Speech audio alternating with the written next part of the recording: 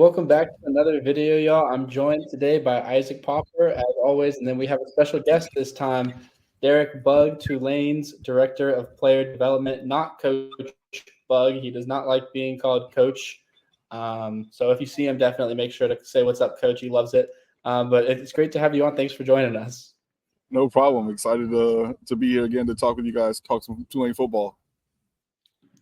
Yeah, absolutely. I think first things first, Tulane had a pretty dominant win against Charlotte on Halloween night. Just love to hear from the perspective of someone inside the program your overall thoughts on the game.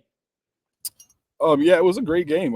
Charlotte came out playing tough on defense. The coach told the team during the week, he was like, "Hey, this group has some talent. Don't be fooled by any of their wins or losses or how close they were and things like that. He told the guys that they were talented, and they came out and they proved it. Early in the first half. Our guys kind of kicked it in gear in the second half, and I mean our defense stayed dominant most of the game. But it took us a while to get going, but we got going. So it was a really good road win, back-to-back road wins, short week. So I was really proud of our guys be able to lock in on such a short week after being on the road at North Texas as well. Absolutely. It's definitely, I mean, from a selfish perspective, being all the way over here in Madrid, it's nice when Tulane can kind of take care of business early in the game because, I'll watch the whole thing, but I don't need to be stressing at 4 a.m. It's a little different than stressing out at at 10 p.m. It carries over into the next day. So, it's a good time to be a Tulane fan for sure. You used to play offensive line, so I would actually love to know if there was an offensive lineman from last game that impressed you. Um, Probably the one that everybody else in the world is thinking about right now if they've been on social media, Josh Remitich. Coach joked with him the other day. He's either striking out or hitting home runs in terms of his consistency sometimes. In this game, he was just on the entire game. So you guys got to see some of that dominance from him up front, finishing blocks. He's always very vocal and uplifting for his teammates. So it's good to see him string together, a whole game like that where he was just completely dominant. He never lets the energy lack. But it's fun watching him get going. And he hit the little Heisman pose when he caught a pass on the sideline. So it's fun. He's a lot of fun. So I love watching him play. Yeah, it's so funny you should mention him. Almost like we had an idea you were going to do that because we actually have a video of him. I'm sure you've seen it. You mentioned how it's kind of everywhere on social media right now. Multiple ones of his plays, but this was my favorite. The one on the goal line where he comes pulling around from the right hand side and just crushes some poor unsuspecting DB. So we're going to play that and would love to just get your thoughts on this particular play.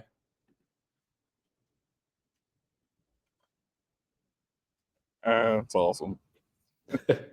That's an offensive lineman's dream right there. Just crush a guy like that. You just can't wait to get to the film room and all the guys put up and down and holler when that sort of stuff happens. So, yeah, you dream of those situations where you're pulling around as an offensive lineman and the guy's just teed up there for you. So, yeah, you could tell the defender wanted none of it when he saw Big Rem coming.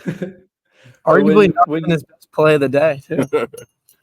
Yeah, he had some good ones. When you mentioned loving, pulling around and seeing that poor little guy waiting for you, when you're doing that as an offensive lineman, do your eyes kind of light up, or is it something that you're kind of expecting going into the play? Like you've watched film, it's going to happen. You don't ever want to expect it because as soon as you start expecting something like that to happen, then it ends up being reversed and you end up on your back instead. Because sometimes they'll dive down, go low on you and things like that, or you'll never know what kind of stunt the defensive line might have going on with linebackers, and it could end up being a bigger lineman out there. So you're just really focused, honestly. I mean, your eyes get kind of big, but until it happens, that's when you celebrate. Going into it, you're just so focused on making sure that you don't mess up along the way. You don't get tripped up, things like that. So you're just going. You don't really notice anything else until the play's over with. Yeah, that focus is definitely important. Both Remitich and Reggie Brown got injured early in the game and then came back. How are they doing? Josh seemed to be great after that, had that catch later in the game. They're both doing fine. I mean, obviously, I can't go into any details about injuries and things like that, but they're Reggie's here at meetings. Was here today.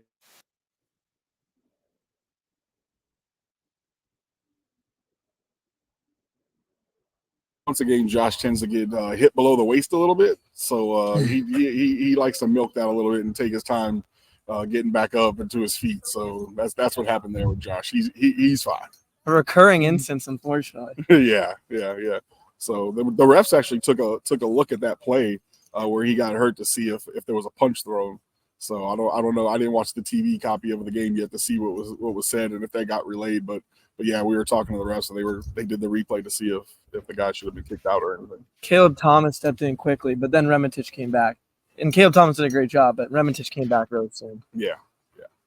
Caleb does an awesome job. He's always ready to go. So when he gets in there, the guys light up. They're just excited to have him back. He had some injuries, and last year in the spring, some back stuff that he was dealing with, and so he's back and ready to go. And it's just really awesome to have him here to give us some depth and quality experience on the offensive line. Caleb actually hasn't let up a pressure all season, and he's played a good amount of snaps at this point because he's come in every single game and give Shadre and Josh a blow. He's one of 3 players who's been here 6 years, along with Ethan Hudak, the long snapper, and nose tackle Eric Hicks. How is it having a guy who's been here for so long? How does that help with leadership for the rest of the team?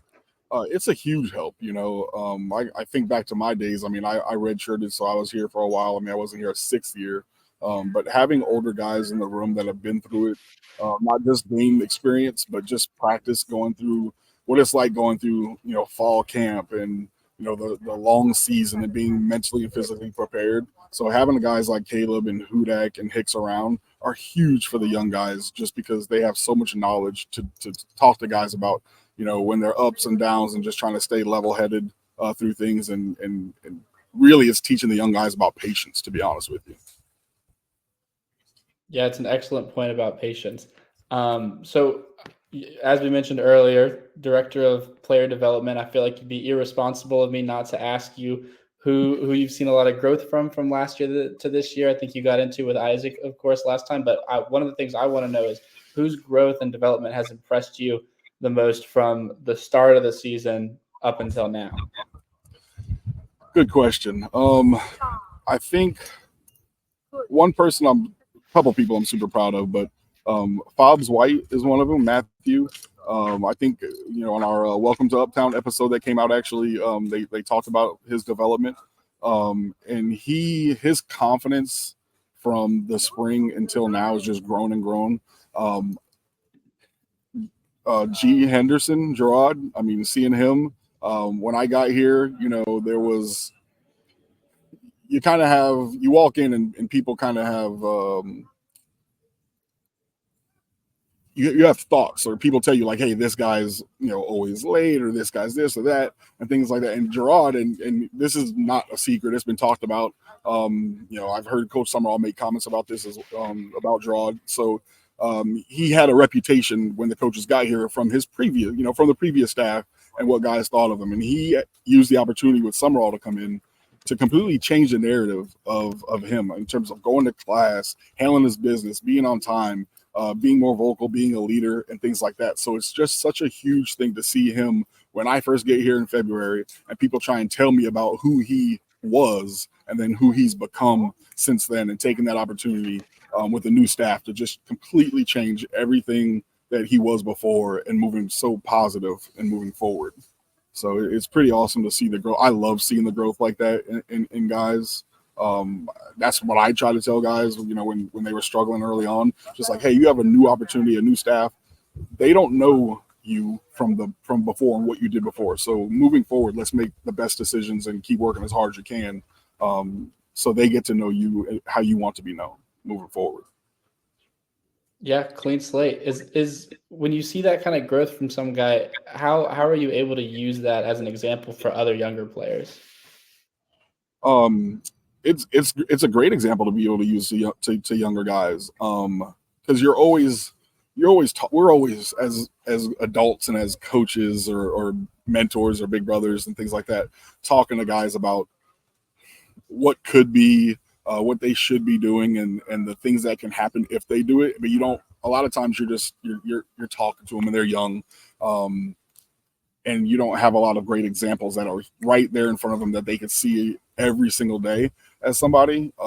Usually you use like a famous sports player, a sports star or something like that. But to be able to have somebody right there in the locker room to be able to use as an example, and then be able to gain information from that person as well. Like, hey, what were you doing before? Why? What changes did you make? Things like that, and having that person be able to then become a mentor, it's huge. Yeah, absolutely. Awesome. Similarly, I asked Sam Howard who he thinks are the other leaders in the locker room. As last time you were on, you talked a lot about Sam's leadership, and he mentioned Carson Klein as somebody who is a leader, and I thought that was really interesting because it's not a player that a lot of people know about. I mean, I barely know about Carson Klein. He's a true freshman.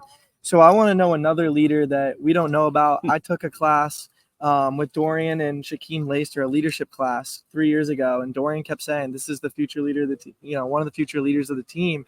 And here it is. Shaquem Laster has been a great leader. So I want to know who the next guy is here.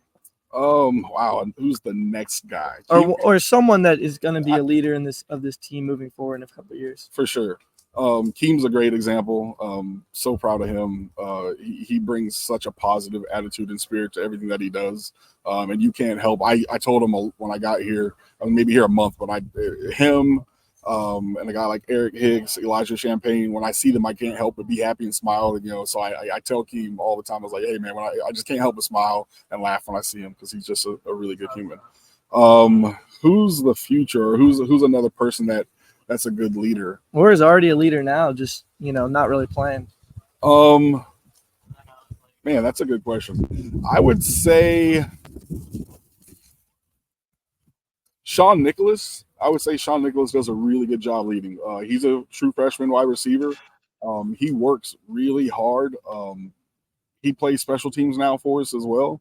And so Sean, he's a big wide receiver. He's got a lot of talent, a lot of speed, great hands. He's really physical.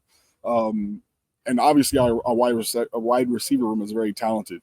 And so he made a decision in his mind, like, hey, instead of, maybe redshirting, how could I positively affect this team so we could win a championship? How can I get experience and make myself more valuable?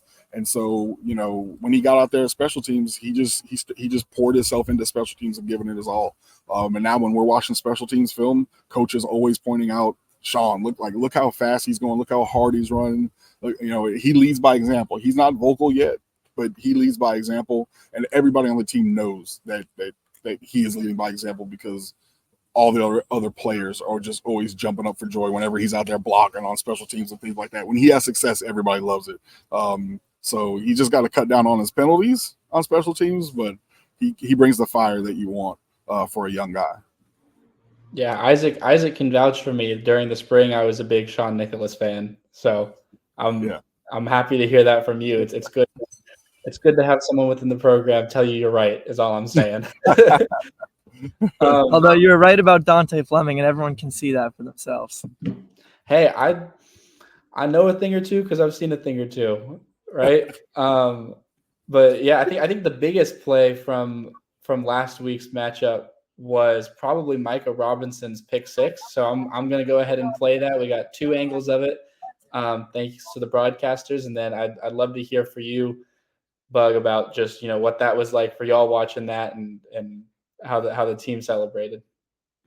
1st and 15 after the penalty. Oh, intercepted! Touchdown!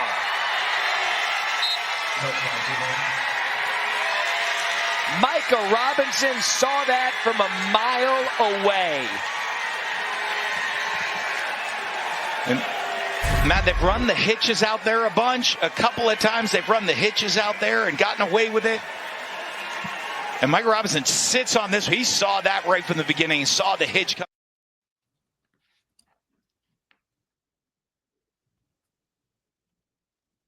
That was awesome.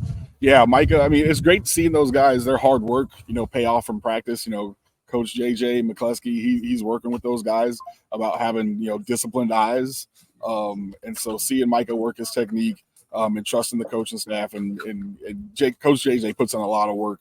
And so I think they definitely started yelling to Micah what route was coming. And so they were sitting on it. And so just seeing all that hard work from your technique to film study come through there is pretty awesome. So yeah, that was a great play by Micah. Glad he caught it. Yeah, they say there's a reason they're on defense. Well, couldn't tell there. Good hands, good play, good vibes, good football. Before we get going, I got one more question. You know, you talked a little about winning a championship. Obviously, the first goal for the season is win a conference championship, and then after that, you know, take care of business, get into the playoffs, try to win a national championship. You know, but because of the new format, one of the things that's become more important now than ever is rankings. And there was a lot of kind of anticipation after last week that maybe Tulane would finally be ranked.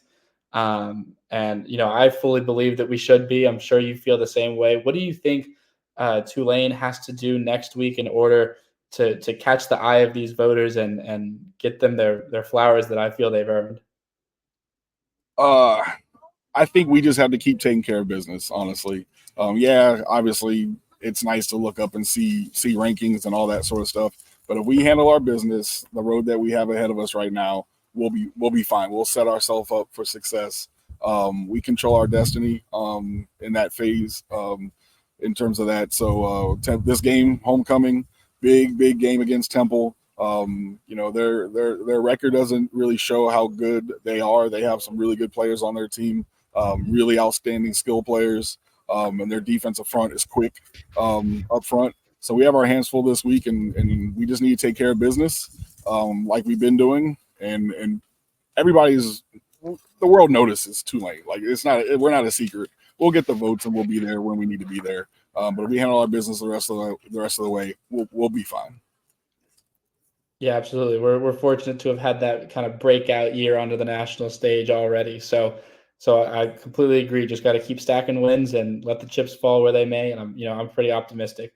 Don't want to keep you too long, but we really appreciate your time. We love having you on the show. You're a fantastic guest. Thank you so much for joining us. If you're still watching, let us know in the comments. Like, comment, subscribe, donate to the collective so that we can get even better players on the show and get them rewarded for the efforts they're making around the community. We appreciate having you, and we look forward to seeing you sometime soon. Thanks, John. Appreciate it. Thanks for having me. Thanks, Bug. This was fun from Gibson Lawn. Roll wave. Roll wave.